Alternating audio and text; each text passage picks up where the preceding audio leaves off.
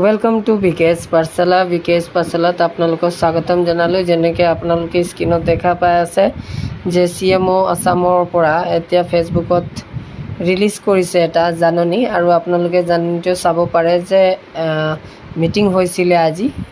মিটিঙৰ ভিতৰত তেওঁলোকে কৈছে যে 25,000 candidate, nearly about 25,000 candidate selected হোৱাবিলাকক কি দিয়া হ'ব, এপইণ্টমেণ্ট দিয়া হ'ব।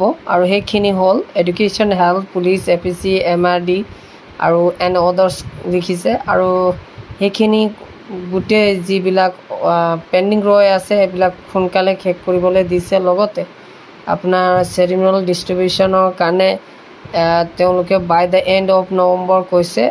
এইখিনি মানে আপোনাৰ নৱেম্বৰ লাষ্টলৈকে তেওঁলোকে দি দিব বুলি কৈছে। আৰু জানুৱাৰী ফাৰ্ষ্ট উইকৰ পৰা মানে তেওঁলোকে যিবিলাকে এপইণ্টমেণ্ট পাইছে তেওঁলোকে জইন কৰিব।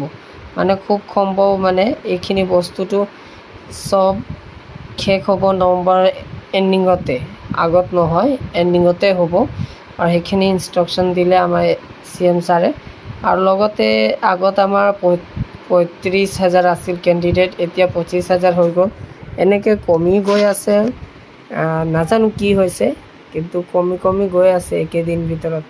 তেতিয়া 25,000 কেণ্ডিডেটে কি হ'ব, চাকৰি পাব। আৰু ইয়াৰ ভিতৰত এডুকেশ্যন আছে, হেল্থ আছে, পুলিচ, APC, MERD আৰু আদাৰ্ছ আছে।